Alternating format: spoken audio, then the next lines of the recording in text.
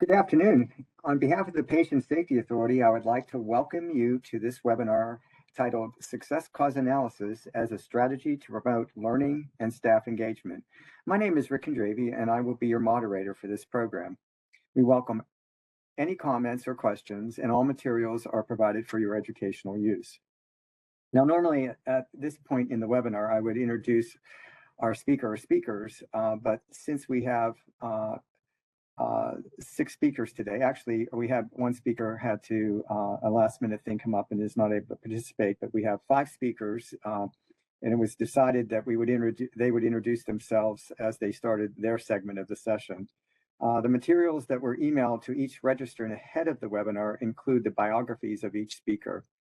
Let me say that we are very fortunate to have 4 very knowledgeable and forward-thinking healthcare professionals from the New York City Health and Hospitals Health System, as well as one from the Yale School of Public Health to share their success cause analysis journey. It is a well-known fact that root cause analysis is one of the most widely utilized methods in healthcare to review serious events. However, very few organizations have processes in place to learn what led to a favorable outcome. There are millions of things that go right every day, to paraphrase our first speaker. So learning why and how favorable outcomes occur and how to incorporate this knowledge into processes that improve patient care can be highly helpful. That being said, I have one more order of business. And I'd just like to point out that none of the planners for this educational activity have relevant financial relationships to disclose with ineligible companies whose primary business is producing, marketing, selling, reselling, or distributing healthcare products used by or on patients. So with that being said, I'd like to turn the program over to Dr. Komal Bajaj. The floor is so much. Thank you so much, Rick. What an honor and joy to be with all of you today. We are thrilled to be able to share some early lessons learned related to success cause analysis. My name is Komal Bajaj. I'm the Chief Quality Officer for New York City Health and Hospitals, Jacobi, NCB. I also serve as the Medical Director of Sustainability for New York City Health and Hospitals. As Rick mentioned, I'm honored to be joined by really experts who teach me things every day. And Gayle Kolt is unable to join us today, but we will do our best to channel her wisdom. So our goals for today are to articulate the value of success cause analysis in promoting learning and culture change. We are really going to be able to take you through a case and think about how you can use traditional event analysis to advance success cause analysis. And we really are going to provoke your thinking and ask you about what's one concrete next step that you might be able to take within your own organization. We also will have resources at the end that we will share. Any slides that have a tagged resource will include this icon. So, just as we sort of begin, I'm scrolling through the participant list and I can see so many beautiful perspectives, and I just honor that as we think about the work that we're doing, we as a group are going to be sharing some of our successes and challenges around this work. And we know for a fact that everyone on this call is intelligent, capable, and wants to improve. We certainly hold that assumption of you, and we ask that you hold that of us. So what is a success cause analysis, right? I was talking to a surgeon the other day and they took a piece of a leg bone and made it a jaw, right? There are life-saving efforts that happen every day in lots of areas, including our emergency departments. And there are cases every day where a rare diagnosis is landed upon through the right testing. And so a success cause analysis deploys root cause analysis methodology, so methods we know how to use to understand all of those factors that contributed to a favorable outcome. We hope that by doing that, we're able to develop action plans to advance system change. And this success cause analysis is really in alignment with a lot of the conversation that's happening, thinking about how do we shift focus from accidents and disasters, so typical safety one type thinking, and broaden the aperture to really think about actions and efforts that happen every day. I'm now going to turn to Dr. Heidi Baer, who's going to zoom in a little bit more on the theoretical foundations of this work. Thank you, Dr. Bajaj, and good afternoon, everyone. Thank you for joining us and thank you for this opportunity. I'm Heidi Baer. I'm an emergency medicine physician with a background in simulation, and I'm the patient safety officer for Jacobi and North Central Bronx, New York City Health Hospitals. The first slide that you're looking at here, this is a modified cultural maturity model from Frankel and Leonard, and it helps to illustrate the progression of culture necessary to move forward toward becoming a high reliable organization in the healthcare industry. So healthcare providers, we work in complex healthcare systems with the assumption that we'll figure it out. And while adaptability is important, figuring it out is not a reliable solution. To reference the Institute of Medicine, 2001, the report on crossing the quality chasm, trying harder does not work. This model that you're looking at here highlights our need for systemic changes that emphasize collaboration. And collaboration, of course, is not effective without psychological safety. So on the far left in the red, we see the unmindful state, often considered the pre-1999 state, the unmindful state as described as the who cares about errors and harm as long as we're not caught. The next phase you see reflected in orange here is referred to as the reactive.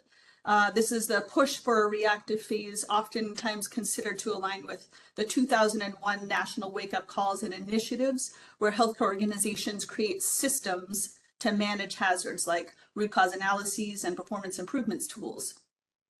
The cultural maturity model then highlights the systemic phase, where we have systems in place to manage all hazards. And as we implement quality assurance, performance improvement plans, balanced scorecards, we're moving towards a culture that is proactive and generative. And we're going to talk about those in a second as we move towards from the yellow to the green. But in short, the tipping point in psychological safety begins with the systematic phase. And as you can see, Frankel and Leonard, their safe and reliable culture maturity model advocates the proactive and the generative phases. We've built infrastructures for high reliability and reporting and analyzing, and the next step is to be proactive. So the proactive phase is one in which the staff anticipates and prevents problems before they occur. In the proactive phase, we've got root cause analyses that are linked to corrective actions and sharing risk reduction strategies and proactive risk assessments. I want to pause here for a second. In our modified version, we've added success cause analysis to the proactive phase. Success cause analyses, they represent one more movement towards a proactive culture. In addition to learning from our mistakes, we create a culture of learning from our successes. Success cause analyses can be utilized as a tool to facilitate sustainability and continuous improvement by being preoccupied with success instead of being preoccupied with failure. So herein lies the paradigm shift, which I'm going to highlight on the next page, but not quite yet. In general, we try to mitigate future problems based on our past failures. That's the concept. And with success cause analyses, we think about how we can emulate our successes by analyzing our successes. What were the conditions that led to our processes and our successes? As one physician from the emergency room likes to say, this year we helped 130,000 patients in the emergency department. How did we make this happen with limited resources and time? He's not focused on the shortcomings. So as a culture, we typically don't focus on what makes us successful and on how to replicate that. We focus on our weaknesses. So obviously, just to finish off this graph, the pinnacle of the cultural maturity is the generative culture in which safety is the culture, constantly vigilant and transparent, with the ability to collaborate, think ahead, play as a team. And it's critical. All of these parts are critical to deliver safe care. The predictability stems from learning to work together as a team. And one of the most basic concepts of high reliability is that anything that can be made predictable should be made predictable. Helps avoid surprises, and avoiding surprises helps improve the cultural maturity. So going back to success cause analyses.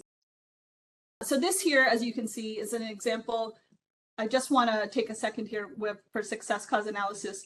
If you think about when you've had experiences where we debrief an event, When we ask someone to reflect on either a simulation or an event that happened at work, if not guided by a specific question, our first responses are often what we need to improve. We're hardwired to focus on our weaknesses and our vulnerabilities instead of our strengths. A success cause analysis is similar to a root cause analysis in structure and tools, as you can see here. However, root cause analyses focus on our failures or problems, whereas success cause analyses focus on success. So how do we accomplish this? From the top down, a commitment, right? Leadership's mindfulness to a successful team outcome. A commitment to creating a psychologically safe environment, a commitment to team success. And instead of having a preoccupation with failure, a preoccupation with success. So we train our team on the principles of teamwork to create a shared mental model, and we can simulate success cause analyses. So success cause analyses, they highlight the cultural elements that create heroes with increased recognition and rewards. So again, we talked about how success cause analyses are a paradigm shift where leaders create psychological safety through consistent debriefing and highlighting positive elements. This transformation from a preoccupation with failure to a preoccupation with success leads to increasing employee engagement and satisfaction. And this is truly the beginning of the culture transformation. So I just thought that, these two quotes here, the key to culture of safety is for staff to believe that they're valued members of the team, and for staff to feel safe to speak up, and for staff to be actively engaged. How do we get there? Generally speaking, the more we celebrate success, the more employees are engaged. And with that increased engagement, employees perform best. They perform best when they feel that their work is valued and they see the value of their contributions. So if we look at the strategies from both Kevin Cruz and former Campbell's Soup CEO Doug Conant, you can see here, essentially, employee engagement is the emotional commitment that the employee has to an organization and its goals. And employee emotional commitment and engagement translate into employees actually caring about their work and their company. They don't just work for a paycheck or for their next promotion, but they work on behalf of the organization's missions and visions. So this leads, engaged employees leads to higher service, leads to higher customer satisfaction, leads to increased sales, higher levels of profit, higher shareholder returns. So financially speaking, employee engagement makes sense. How do we translate this into healthcare? We have engagement indicators from Press-Ganey, such as, I would recommend this organization as a good place to work. I would stay with this organization if offered a similar position elsewhere. I'm proud to tell people I work for this organization. More and more, overall, I'm satisfied with as an employee, or I would like to be working at this organization 3 years from now.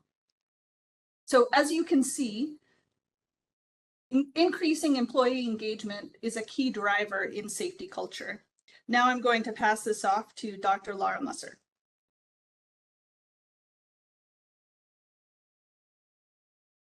Great, thanks. Hi, everyone. I'm Lara Musser. I'm the Deputy Chief Quality Officer at New York City Health Hospitals, Jacobi in North Central Bronx, and a practicing emergency medicine physician.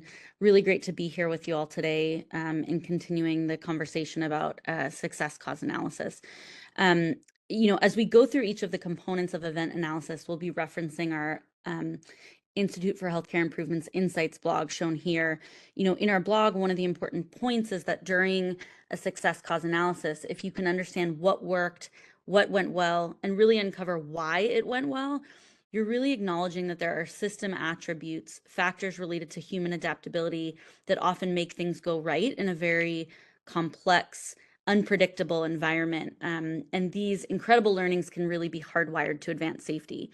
This was also recently featured in Becker's Hospital Review and really highlights the emphasis on shifting from reactive to proactive in advancing patient safety.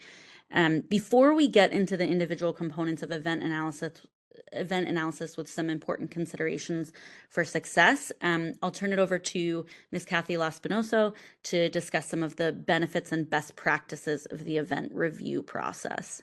Thank you, Dr. Musser. It's an honor and a privilege to be here with all of you today. I'm Kathy Lospinuso. I am a critical care nurse, and I have been in risk management since prior to the Joint Commission requiring RCAs, which occurred in 1997. And in New York State, we have been required to report RCAs as part of our mandatory reporting requirement since 2000. So I have years of experience conducting RCAs. And one of the things that has always troubled myself and all of our core executive members who conduct RCAs is the reluctance of people to come to an RCA, to delve into the RCA process.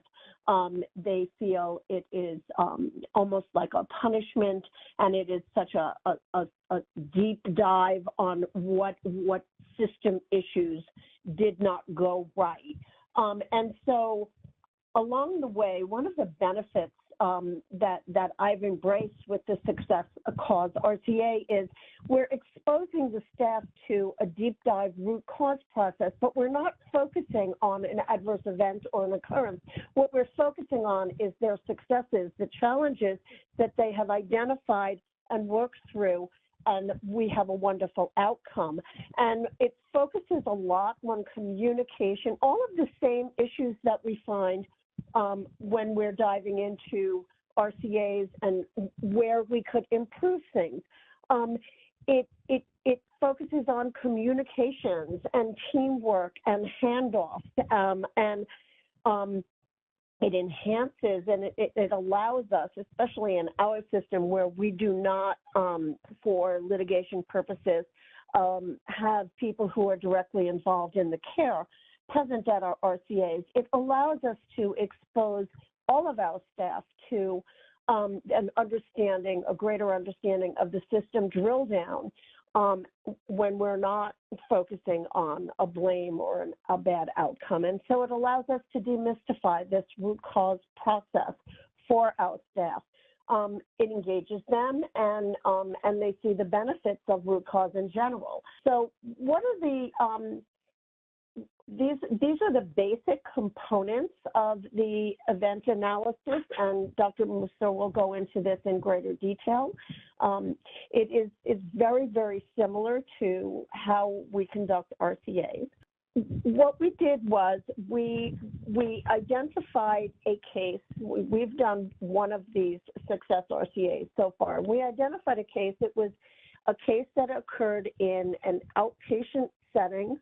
And it was a very rare and life-threatening situation that occurred. It could have had a very adverse outcome. It was definitely life-threatening, and it turned out that the patient, this was identified successfully, and resources were responding to this remote setting. And the patient was taken care of and had a swift recovery.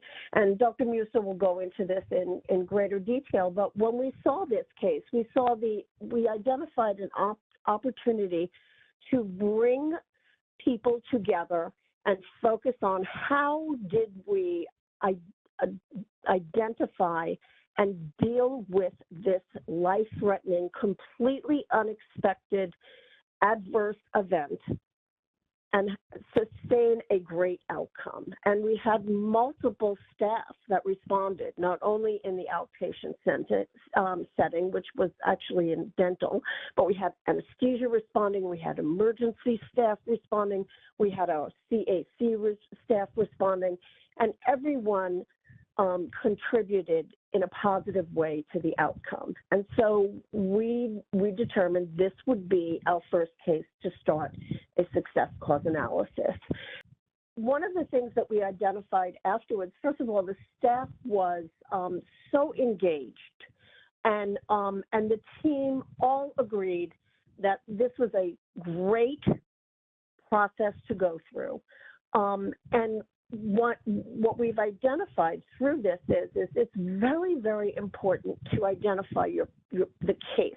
It must be the right case. Not only do you have to have a positive outcome, there has to be a potential to have been some significant harm or an unanticipated outcome, and it was identified and prevented. There have to be system issues, there may be or may not be some human error involved, and it usually will involve a complex case.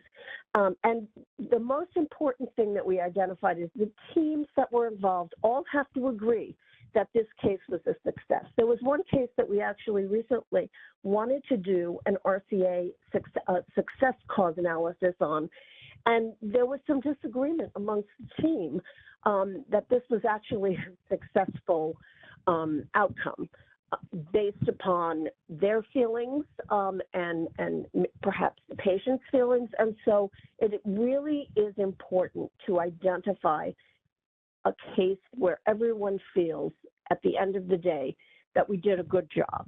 The other thing that I noticed was we are able to involve not only the standing team, impacted departments, engaging frontline staff, but what was really interesting was when we did this success RCA, you usually get everyone complaining that you're always focusing on what we did wrong. In this success cause analysis, the team came and identified many areas where they felt they could have improved even more. And I thought that was an interesting result that we had received.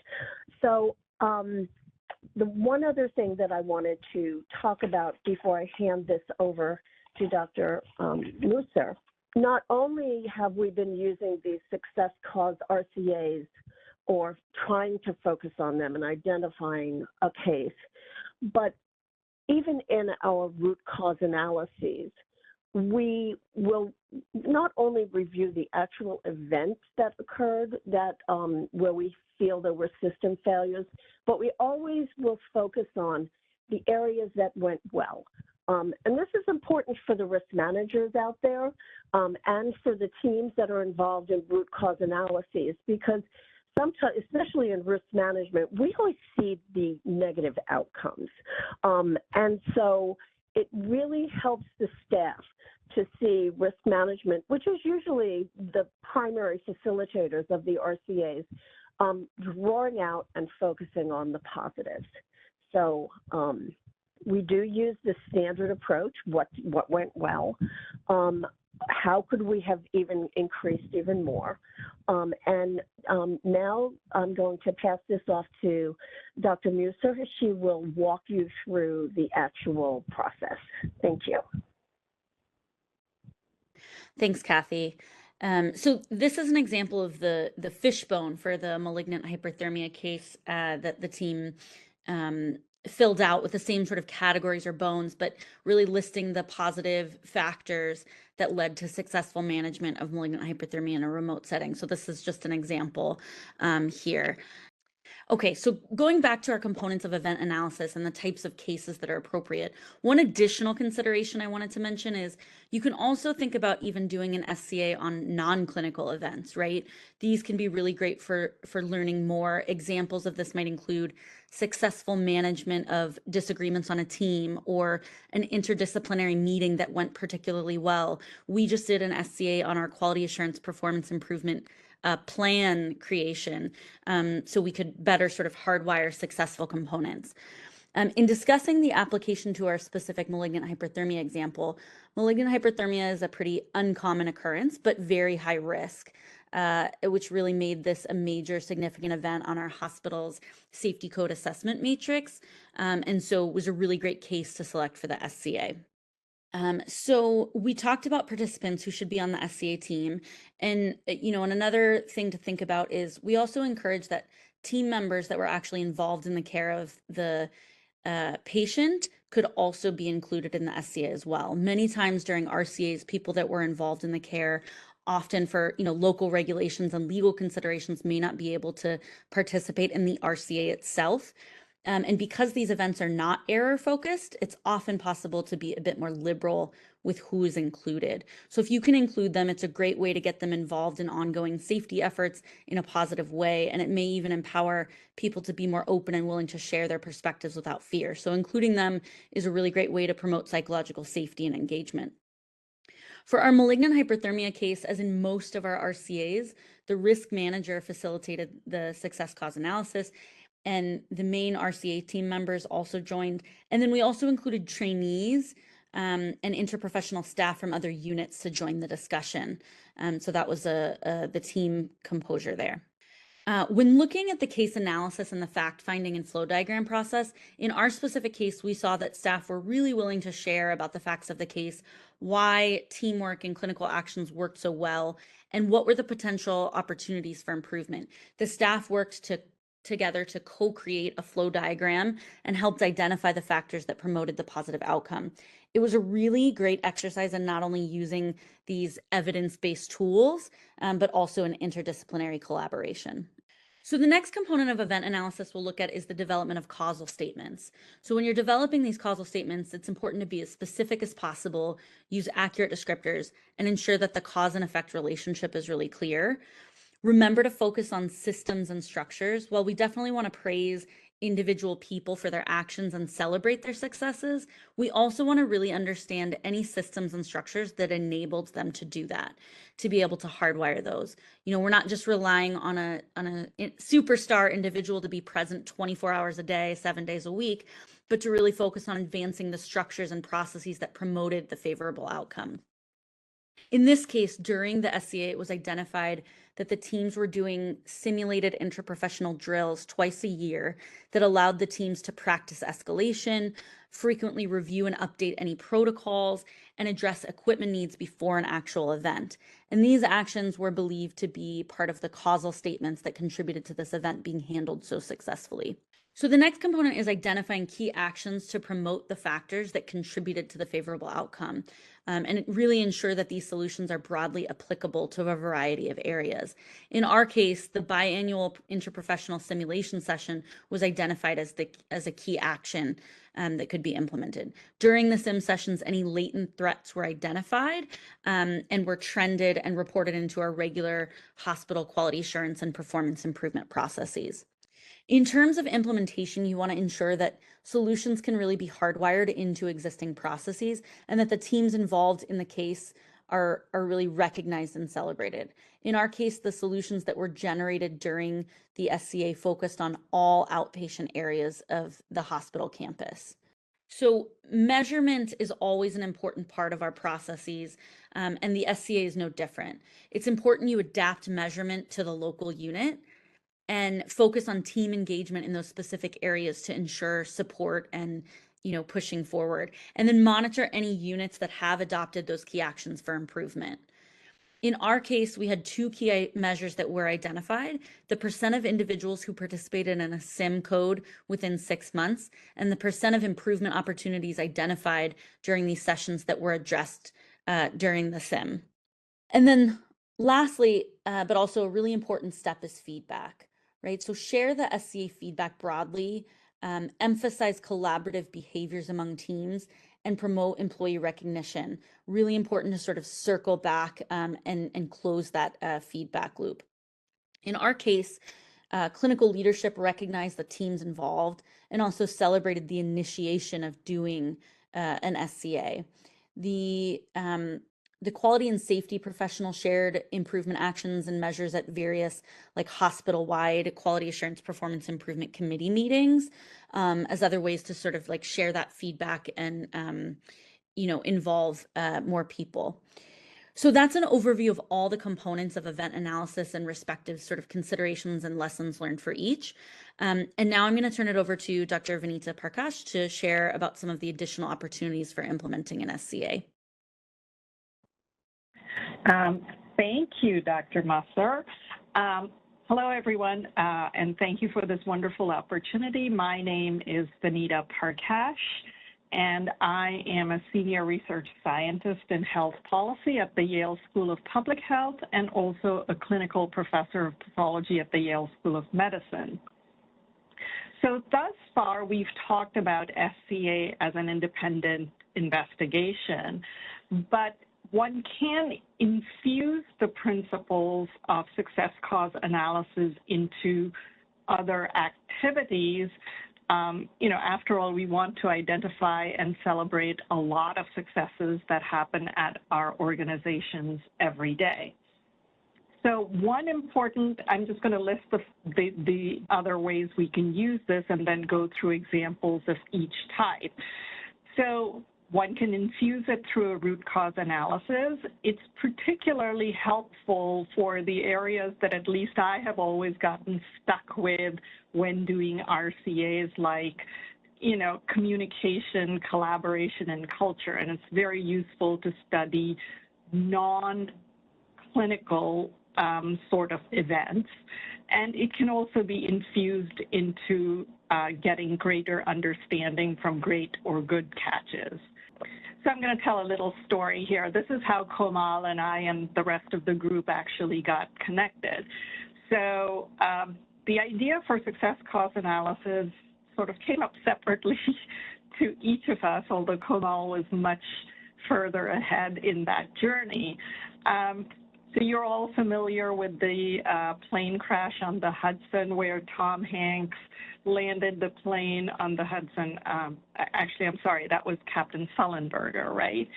So when I read that root cause analysis, I actually was a little ashamed. I was doing RCAs or was involved in RCAs, and I was almost never identifying the positive aspects. And this is the quote from the root cause analysis for Flight 1549 crash, where the root cause analysis team actively identified and concluded that the professionalism of the flight crew members and the excellent CRM during the accident contributed to their ability to maintain the control of the airplane, configure it to the extent possible under the circumstances, and fly an approach that increased survivability of the impact.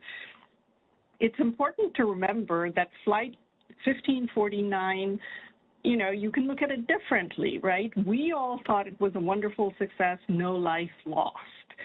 But from the point of view of the company, an Airbus 232, I think is what it was, costs about $100 million, and that's what was lost. Each of the passengers was offered $10,000 to sort of compensate for the event. And yet, the investigators, really complimented the things that worked, that stopped this accident from turning into a much worse outcome.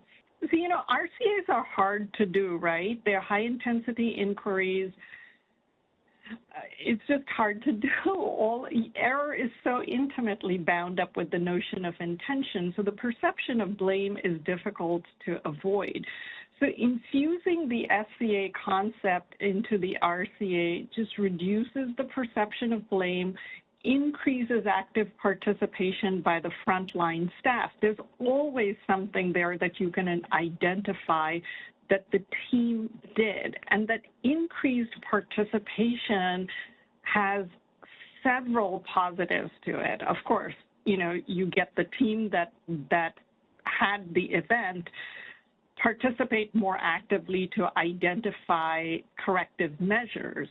It's actually very useful for the RCA team. I mean, we all go through sort of almost on a daily basis saying, everybody looks at you like, oh, you're the police coming in to study some sort of major event where they did something wrong. But doing SCAs diffuses that process.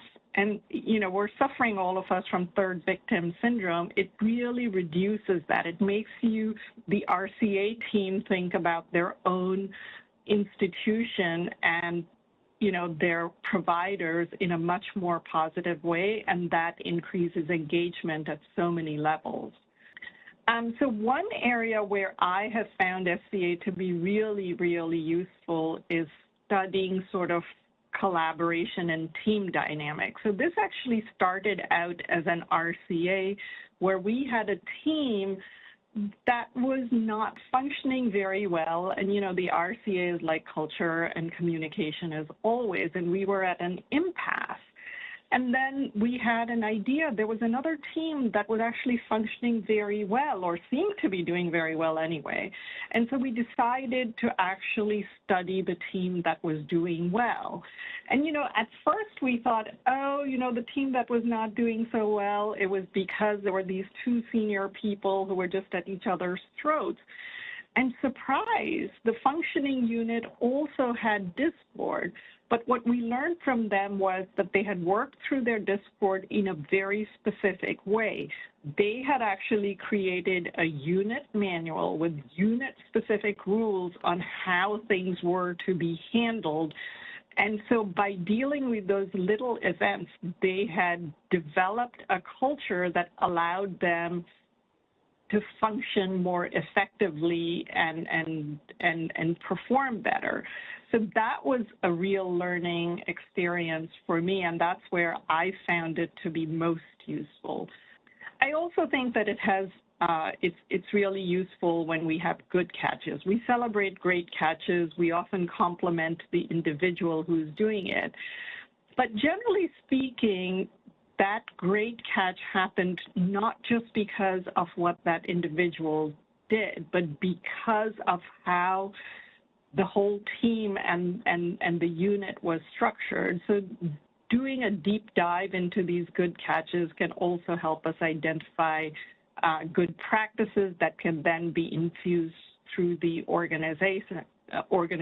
So what we have done is that we do sort of a cognitive interviewing of the individual identified. Ours is primarily cognitive interviewing because I'm a pathologist and most of our errors are sort of diagnostic errors, but all the other aspects of RCA can be infused into these processes and making those SCAs.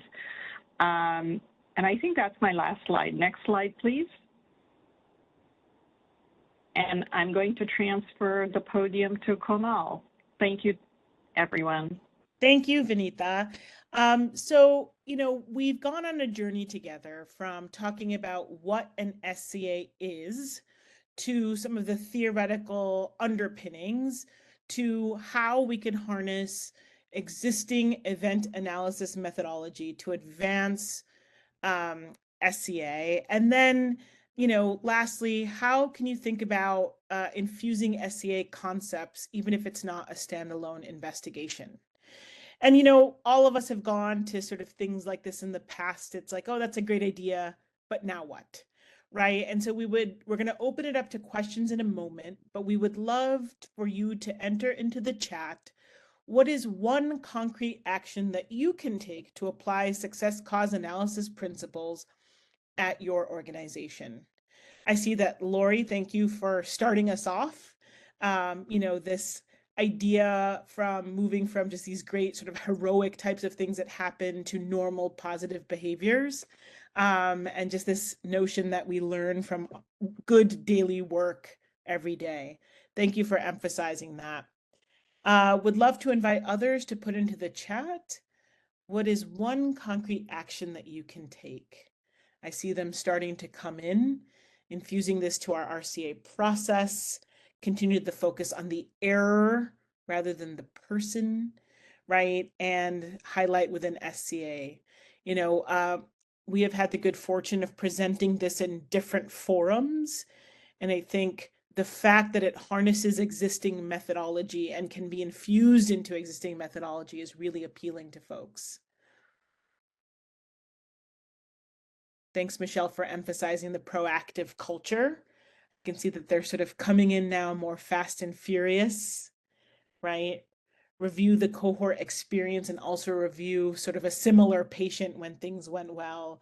Really appreciate that. You know, oftentimes when we're struggling with a challenge, we know that that goes well many, many times. And so what can we learn? That's great.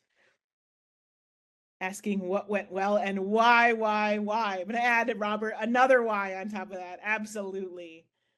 Thank you. Wow, what a wonderful list. As we think about, we're all in this together to change healthcare culture and practice. And even if we're able to be 1% better, right, tomorrow, next month, 3 months from now, right, collectively, we have the opportunity to make so much impact for our staff and for our patients. And so I thank all of you for the opportunity. The what people are going to be doing are going to continue to come in. I encourage you to take inspiration from all of them. I know that we all do. I'm going to turn it back to Rick to facilitate the Q&A and take us home. Rick, back to you. Thank you, Dr. Bajaj, and thank you, Drs. Musser, Baer, and Parkash, and then Kathy as well for this presentation today. I really appreciate the opportunity that you've provided to not only patient safety officers in the state of Pennsylvania and their staff, but also I see that there are a number of other outside people that have joined in the presentation and all. So as you stated, I'd like to begin our question and answer periods. How long does an SCA take from recognition of event, investigation, meeting, and outcome? Well, it will usually take about the same amount of time that an RCA will take. Once it's brought to the attention of either risk management or patient safety, we will have, or quality, we'll have a huddle. We'll just make a determination. This would be a great case for a success cause analysis, and we'll work through from there. We will do the same process. We'll do a deep dive timeline, we'll interview people, and then we'll bring everyone together. So around the same time frame, 42. I was just going to say there's a follow-up question sort of along the same lines of that, a little bit of a different branch. I'm still fuzzy on how cases for SCAs are identified. Adverse events are reported. These events are often not. So we kind of have our finger to the pulse in risk, quality, and patient safety. We're always and risk management is very involved with our chief nursing officer, and we actually report at my facility to our chief medical officer. So people will be bringing these cases to our attention, and we're also always looking for them when we're focusing on the nursing and administrative report and deep diving into those cases. So we're not just hearing about cases from our voice reporting system that are adverse events with adverse outcomes. We're also looking at some of the things that are reported through our voice reporting system, our online reporting system that had positive outcomes once we delve down into them. Next question, do you see SCA as a supplement to or replacement of traditional RCA work? Not that it's completely binary. Absolutely not, because we are always going to have the requirement to review sentinel events. It would be lovely if we got to a point where we didn't have sentinel events because all of our potential adverse events turned into success cause analyses. But I see them being sister processes that we're going to utilize. Anyone else want to chime in from quality, patient safety? Kathy, I couldn't agree with you more. I think that these are very complementary processes. And in fact, SCAs will make RCAs richer and vice versa, as we sort of move the needle on culture and people feel more psychologically safe to do so. I see there's a bunch of other questions in the chat. Heidi, maybe you can continue to curate. Sure. But one of the things that was raised was, how can we encourage publications, researchers, and the media to increase interest in what goes well? I think that that's a really important point, right? I'm putting into the chat right now what Becker's Healthcare chose to cover about success cause analysis. But I think that there's a lot more effort and energy that could be done there, right? And certainly some of us have been in conversations with, folks at NQF and other places, on, how can we think about this, right? There's a lot of emphasis on sentinel events, for example, right? As naturally as there should be, right? But thinking more holistically, I think, is an interesting opportunity. I wanted to, this is Kathy again, I didn't mean to interrupt. I wanted to address, somebody had asked the question, why can people involved in the case not be part of the RCA meeting? At our corporation, we have made a determination that there is a potential for them to make a statement that could then unfortunately be utilized in a potential litigation case. And so we do not want anyone making a party statement. So therefore, what we utilize for the actual involved staff is the debriefing process. Mm-hmm. And we keep them protected and safe and not involved in the RCA meeting itself, but we do report back to them about the RCA findings. And normally they will be quite surprised when they identify that our focus for the RCA was really system-based and not blame-based. So I think we've done a very good job of shifting that paradigm. Absolutely. It's been a journey, and certainly couldn't agree with you more. Kathy, there's another question here about the approach to fishbone development. Was the approach for fishbone development to have an interactive group activity identify all the necessary components need to develop a safe, ideal system? The one that you shared, Kathy, I remember we had to people are often very focused on errors, right? And it was almost a reframe to be like, no, tell us about what happened that made this go well. What are your thoughts on the fishbone development? Oh, the fishbone development in this success cause analysis, given it was our first one, we had to pull it out of them. Do you remember that, Dr. Bajaj? We had to say, okay, because they were still very focused on, well, how could we have done even better? And we wanted to say, that's great. That's wonderful. But we also want you to focus on what went well. At first there was an initial surprise about that, but then as you can see, this was a fairly robust fishbone diagram that they came up with. And then there's another question here. Can we incorporate SCA with an RCA? Absolutely. We do that all the time. What I have found is when we start our RCA process, and Dr. Baer and Dr. Bajaj and Dr. Musser can chime in here. People want to go right to well, what went wrong? What are we focusing on? And we always have to bring them back and say, okay, well, for instance, in OB case, the prenatal care was excellent.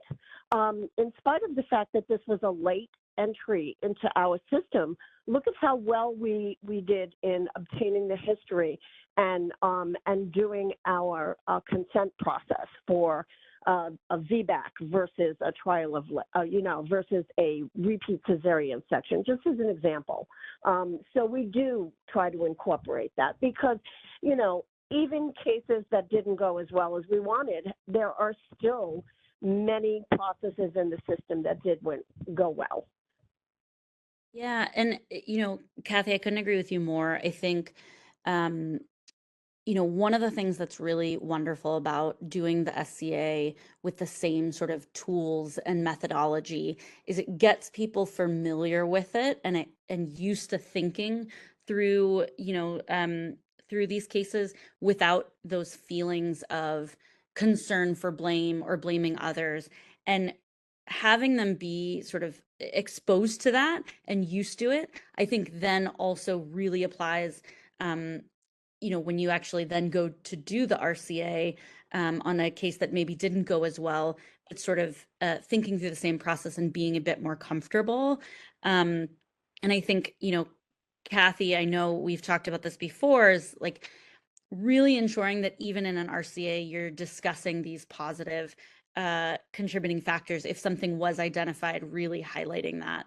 And so I definitely think it's a way to really strengthen the process for both and get people more comfortable and willing to sort of speak up in those scenarios. Yeah, absolutely. And I'm looking at this last question. Does the completed SCA report out mimic an RCA report? Yes, it absolutely did in our example. Because everyone, I think we feel comfortable with that, that tool, that process tool. So we did mimic it, but that does not mean that it couldn't take another format. This is a work in progress. What are your thoughts on how frequently or, ideally one would conduct an SCA? This comes from Sarah. And then Kathy, would love for you to chime in as well. Well, our goal in our corporate risk management meeting was to try to do at least one a quarter. Although it's very important, and I think Dr. Bajaj would agree with this, given the case that we initially were thinking of doing an SCA on, it's very important to get the right case. We don't want to term this a success cause analysis, and then we have everybody at the table, and all of a sudden we realize that there was some major disagreement amongst the team about how successful this case actually was. Dr. Bajaj, do you want to? Yeah, absolutely. I really appreciate that. It's a multitude of perspectives, and sometimes, one or two individuals or even more might not feel from their perspective that things went as they would have liked, and you got to honor that. Hi, Heidi, what are your thoughts on, how often should SCAs be performed? And then could you share a little bit about what data kind of helps demonstrate that this approach has changed culture? I just wanted, so being mindful of the amount of time and effort it takes to do an SCA, the same as an RCA, and pulling together all of the individuals, like in an ideal world, you would think that for every RCA, you would do an SCA, right? But at the same time, given our limited capacity, I think doing one a quarter would be really nice. I think it's a pie in the sky wish, but that's how I would think about it. And I wanted to mention something that Kathy said about how, there are being mindful that there are some events that individuals will look at from a different perspective and feel that is not a good one to choose. And I think being mindful of the messaging, how something is projected out, right? The idea that, yes, in light of, despite X, Y, and Z, just sort of what I was talking about before, despite there being 135,000 patients in the emergency department, we were able to do X, Y, and Z, or despite all of these limitations and all of the complicating factors that ensued for this case, we were still able to do X, Y, and Z. So not everything has to go perfectly in order to do an SCA. It's just that despite or in the face of all of these conditions, we were still able to do something wonderful.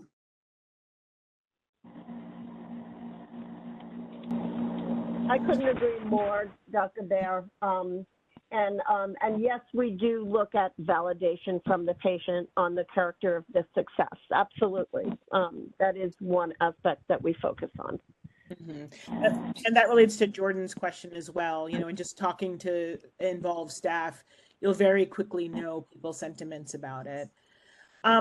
Jennifer had I think a really significant question on what data, right, helps demonstrate that this approach has changed culture. And, I will say that the employee engagement and culture of safety surveys are really, really important. Obviously, those are done every 2 years, and it's not one thing that's going to move the needle. But certainly we as a health system have seen substantial improvements in both of those things. And would fully, validate that this kind of approach, thinking more holistically and working on psychological safety, is crucial to that. How did you want to add I'm glad anything you else? brought that up. I was wondering about that, myself, in terms of, typically you get asked, what are the tangible results of, whenever we're doing anything in terms of a project, and, are you measuring any outcomes or what have you? So I didn't know if you wanted to expand on that a little bit. We are getting close to the top of the hour and everything. And kudos to Kathy and Gayle. We've seen just substantial improvements in engagement in the event analysis process as a whole. And I have no doubt, right, that these concepts contribute to that. I want to thank everyone for joining us today. If you've experienced any issues accessing the evaluation or certificate of continuing education, please feel free to direct all inquiries to Shelley Meixel at shmixell@pa.gov. And that concludes our webinar today. Thank you everyone for attending, and a special thanks to our team of presenters today. This ends our webinar, and everyone have a good rest of the day. Thank you. Thank you. Thank you.